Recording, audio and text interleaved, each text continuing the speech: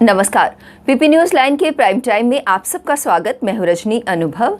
आइए सबसे पहले नजर डालते हैं आज दिन भर की प्रमुख सुर्खियों पर। श्रीनगर एयरपोर्ट ने रचा नया इतिहास। जम्मू कश्मीर में चढ़ते पारे में 13 और 14 अप्रैल को कुछ राहत मिलने की उम्मीद। प्रदेश के कुछ हिस्सों में बारिश होने की संभावना। यात्रियों की सुविधा के लिए कटरा और अर्धकुंवारी के बीच रोपवे सुविधा शुरू करने की तैयारी। और श्री अमरनाथ यात्रा के दौरान श्रद्धालुओं के लिए हेल्पलाइन व ऐप किया गया लॉन्च। पाकिस्तान द्वारा प्रशिक्षित आतंकियों को कुचलने में अहम भूमिका निभा रही जम्मू कश्मीर पुलिस जल्द ही 20,000 बुलेट प्रूफ जैकेट और हेलमेट खरीदेगी। खरीदी जा रही बुलेट प्रूफ जैकेट और हेलमेट मौजूदा समय में प्रदेश पुलिस के जवानों द्वारा इस्तेमाल किए जा रहे बुलेट प्रूफ जैकेट और हेलमेट की तुलना में ज्यादा हल्का और ज्यादा मजबूत होंगे। ये स्टील बुलेट की मार भी सहने में सक्षम होंगे। इसके अलावा 2 बुलेट प्रूफ स्कॉर्पियो भी खरीदी जा रही हैं। पुलिस प्रवक्ता ने बताया कि पुलिस संगठन ने अपने जवानों व अधिकारियों के लिए बुलेट प्रूफ जैकेट, पटका, वाहन, बुलेट प्रूफ कांच और अन्य साजो सामान की खरीद के लिए 6 ई टेंडर जारी कर दिए हैं। उन्होंने बताया कि 11,900 पटके और 8,200 जैकेट खरीदी जा रही हैं। Bullet proof jacket small, medium और लार्ज होंगी। उन्होंने बताया कि जम्मू कश्मीर पुलिस को 4,900 और सीआरपीएफ को लगभग 7,000 पटके दिए जाएंगे। उन्होंने बताया कि 20 बुलेट प्रूफ पोडियम और 281 बुलेट प्रूफ कांच भी खरीदे जा रहे हैं। कश्मीर में शांति और विश्वास के माहौल का ही असर है कि एशिया के सबसे बड़े ट्यूलिप गार्डन में महज 20 दिन में ही 3.11 लाख पर्यटक सैर करने के लिए पहुंच गए। आज पूरे कश्मीर में पर्यटन स्थल सैलानियों से गुलजार है। ट्यूलिप गार्डन में देश विदेश से लाए गए ट्यूलिप की 62 प्रजातियों के 15 लाख फूल खिले हुए हैं। पूरा माहौल खूबसूरत सतरंगी बहार समेटे हुए है। श्रीनगर में जबरबान की पहाड़ियों की तलहटी में आबाद ट्यूलिप गार्डन 23 मार्च को पर्यटकों के लिए खोल दिया गया था। इस बाग के प्रभारी इनामुल रहमान ने बताया कि 11 अप्रैल तक 3.11 लाख पर्यटक यहां आ चुके हैं। इनमें से बड़ी संख्या दूसरे राज्यों के पर्यटकों की है। उन्होंने बताया कि बीते वर्ष कोविड के बीच भी पर्यटकों ने इसकी सैर की थी, लेकिन इस बार पर्यटकों की आमद बहुत अधिक बढ़ी है। पिछले साल पूरे सीजन में 2.5 लाख पर्यटकों ने गार्डन की सैर की थी, लेकिन इस बार शुरुआती 20 दिनों में ही ये आंकड़ा पार हो गया है। गार्डन अभी पर्यटकों के लिए खुला हुआ है। उन्होंने कहा कि आंकड़ा और भी अधिक होता अगर ये रमज़ान का माह नहीं होता, क्योंकि रमज़ान माह में स्थानीय लोग रोज़ा के चलते सैर सपाटा लगभग नहीं ही करते हैं। दक्षिण कश्मीर के कुलगाम में सोमवार की रात को सुरक्षा बलों के साथ मुठभेड़ में मारा गया पाकिस्तानी आतंकी जमील पाशा उर्फ चाचा बीते 5 साल से कश्मीर में सक्रिय था। बताया जाता है कि वह कुलगाम और शोपियां जिले के कई गांवों में मस्जिदों में भड़काऊ भाषण देता था। उसने कई युवकों को आतंकी बनने के लिए भी उकसाया था। वह कुलगाम के पर्वतीय इलाकों में स्थानीय युवकों को आतंक की ट्रेनिंग भी देता था। आईईडी बनाने में माहिर पाशा को 9 अप्रैल को कुलगाम में घेर लिया गया था, लेकिन वह उन्हें चकमा देकर अपने साथियों संग वहां से फरार हो गया था। अब इस आतंकी के मारे जाने से दक्षिण कश्मीर में जैश-ए-मोहम्मद का नेटवर्क लगभग समाप्त हो गया है। प्रधानमंत्री नरेंद्र मोदी की 24 अप्रैल को सांबा जिले के पल्ली में रैली के दौरान सुरक्षा प्रबंधों को कड़ा कर दिया गया है।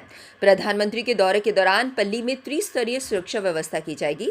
जम्मू कश्मीर के पुलिस महानिदेशक दिलबाग सिंह ने सुरक्षा प्रबंधों का जायजा लिया। उन्होंने वहां तैनात सुरक्षा अधिकारियों संग बैठक भी की। रैली की सुरक्षा को लेकर गांव में जम्मू कश्मीर पुलिस के साथ केंद्रीय रिजर्व पुलिस बल और केंद्रीय औद्योगिक सुरक्षा बल के जवान तैनात कर दिए गए हैं। पल्ली गांव पहुंचकर डीजीपी दिलबाग सिंह ने वहां रैली स्थल का निरीक्षण किया और जम्मू कश्मीर पुलिस के साथ जिला प्रशासन के अधिकारियों से बैठक कर निर्देश दिए। श्री माता वैष्णो देवी की यात्रा आसान बनाने के लिए कटरा और अर्धकुंवारी के बीच रोपवे सुविधा शुरू करने की तैयारी है। इसके अतिरिक्त सुविधा से तीर्थ यात्रियों की संख्या में बढ़ोतरी होने के साथ साथ स्थानीय व्यवसायों और उद्यमियों को भी लाभ होगा। इसके साथ ही दुर्गा भवन, थीम पार्क और RFID टैग सेवा भी जल्द शुरू करने की तैयारी की जा रही है। मंगलवार को श्री माता वैष्णो देवी श्राइन बोर्ड के चेयरमैन व उपराज्यपाल मनोज सिन्हा की अध्यक्षता में हुई बैठक में कई अहम फैसले लिए गए। एलजी ने कहा कि देश विदेश में माता वैष्णो देवी के दरबार में हाजिरी लगाने आने वाले भक्तों तक अत्याधुनिक सुविधाओं की पहुंच को बढ़ाया जा रहा है। यात्रियों के रिकॉर्ड आवागमन से स्थानीय अर्थव्यवस्था को मजबूती मिली है। श्री अमरनाथ यात्रा के दौरान श्रद्धालुओं के लिए हेल्पलाइन व ऐप लॉन्च किया जाएगा। मोबाइल आधारित इस ऐप में श्रद्धालुओं को यात्रा से संबंधित सभी अहम जानकारियां मिलेगी। श्रद्धालुओं को नज़दीक ठहरने की जगह, लंगर व अन्य सेवा की जानकारी भी इसी से मिलेगी। हेल्पलाइन व मोबाइल ऐप लॉन्च करने के लिए श्री अमरनाथ जी श्राइन बोर्ड से कहा गया है। कोरोना के चलते 2 साल बाद हो रही यात्रा में इस बार श्रद्धालुओं की संख्या में बढ़ोतरी की उम्मीद के मद्देनजर गांधरबल जिले के मनीगांव, शादीपोरा व साथ लगते इलाकों में श्रद्धालुओं के ठहरने की अतिरिक्त व्यवस्था होगी। श्रीनगर एयरपोर्ट अथॉरिटी के लिए पहले गत 28 मार्च का दिन यादगार क्षण बना और अब ठीक 15 दिन के बाद एक बार फिर श्रीनगर एयरपोर्ट ने एक नया इतिहास रच डाला है। श्रीनगर अंतर्राष्ट्रीय एयरपोर्ट में रिकॉर्ड संख्या में एक दिन में 102 फ्लाइट का संचालन हुआ और इसमें 15,200 यात्रियों ने सफर कर 11 अप्रैल को इतिहास का सबसे व्यस्त दिन बना दिया। श्रीनगर एयरपोर्ट में तैनात एयरपोर्ट अथॉरिटी ऑफ इंडिया के एक अधिकारी के अनुसार 11 अप्रैल को श्रीनगर एयरपोर्ट में कुल 102 फ्लाइट का संचालन हुआ। इसमें 7,305 यात्रियों के साथ 51 आगमन उड़ानें और 7,894 यात्रियों के साथ 51 प्रस्थान उड़ानों के साथ 15,199 यात्रियों को संभाला है। जम्मू कश्मीर में चढ़ते पारे से आज कुछ राहत मिल सकती है। मौसम विज्ञान केंद्र श्रीनगर के अनुसार 13 और 14 अप्रैल को प्रदेश के कुछ हिस्सों में बारिश हो सकती है। इस बीच मंगलवार को हल्के बादलों के साथ धूप खिली रही। इस दौरान गर्मी से कोई राहत नहीं मिली। जम्मू में दिन का तापमान लगातार 40 डिग्री के आसपास चल रहा है, जबकि सोमवार रात का न्यूनतम तापमान सामान्य से 7.4 डिग्री चढ़कर 26.6 डिग्री सेल्सियस दर्ज किया गया, जो इस सीजन की अब तक की सबसे गर्म रात रही। प्रदेश के अधिकांश जिलों में दिन का पारा सामान्य से 6 से 8 डिग्री ऊपर चला गया। इससे दिन के साथ रात में भी तपिश का एहसास हो रहा है। अब वक्त तो चला एक ब्रेक का, मिलते हैं ब्रेक के बाद। मजबूती की पहचान ACC cement, Messrs Bishandas Jaswal and sons, authorised stockist, ACC cement, 45 transport Nagar, Jammu. रंगीन खबरों की परत दर परत खोलता है तबसरा, बयां करता है खबर के पीछे की कहानी। तीर पंचाल से सब कुछ दिखता है।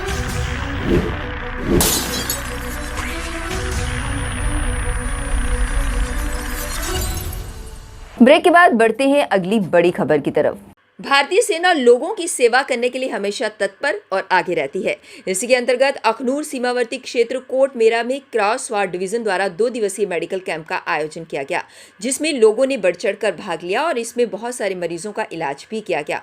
वहीं लोगों ने भारतीय सेना का इसके लिए तहे दिल से शुक्रिया अदा किया। वहीं विकास शर्मा ने भारतीय सेना का आभार व्यक्त किया।